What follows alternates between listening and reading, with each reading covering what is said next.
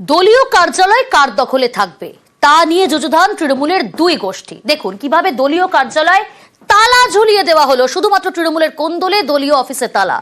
দলীয় অফিসের দখল নিয়েই কোন্দল, বিধায়ক ব্লক তৃণমূল সভাপতির দ্বন্দ্ব। কোন্দলের জেলের রায়নায় বন্ধ তৃণমূলের অফিস।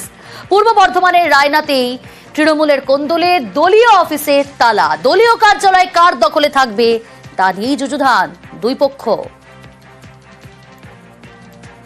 আমাদের ব্লক সভাপতি যিনি আছেন তৃণমূল কংগ্রেসের মামদাস মণ্ডল, ওনার লোকজন নেই, তো উনি যা দুর্ব্যবহার করেছেন সেজন্য মানুষ পুরনো দিনের ওনার সঙ্গে কেউ নেই। হঠাৎ করে আনুমানিক 9:30 নাগাদ আমাদের ব্লক সভাপতি মামদাস মণ্ডল উনি এলেন 4 চাকা গাড়ি করে।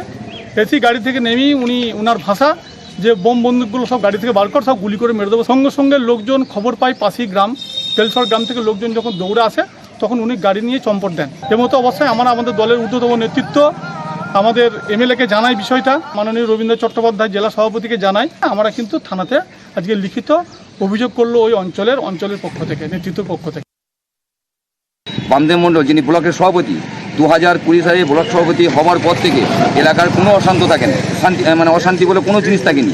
বর্তমানে এই সিপিএম আশ্রিত দুষ্কৃতীরা পার্টি অফিসে গিয়ে প্রমোচনামূলক কথাবার্তা বলে অশান্ত করার চেষ্টা করছে। যারা তৃণমূল কংগ্রেস দল করে তারা পার্টি অফিসে বসুক, যারা সিপিএম বিগত দিনে করেছে তারা যদি মাননীয় সরকারের নেত্রীর উন্নয়ন থেকে সামিল হতে চায় তারা দলে যোগদান করুক, এসে আলাপ আলোচনার মধ্যে দিয়ে বসুক। এতে আমাদের কোনো দ্বিমত নেই, বসতেই পারে তারা। যেনারা এখন বলছেন যে আমাদেরকে সমাজ, তারা আদৌ কি তৃণমূলটা করে? তারা তৃণমূলের কে কোন জায়গায় আছে একবার তারা দেখিয়ে দিক যে আমরা তৃণমূলের এই পদে আছি।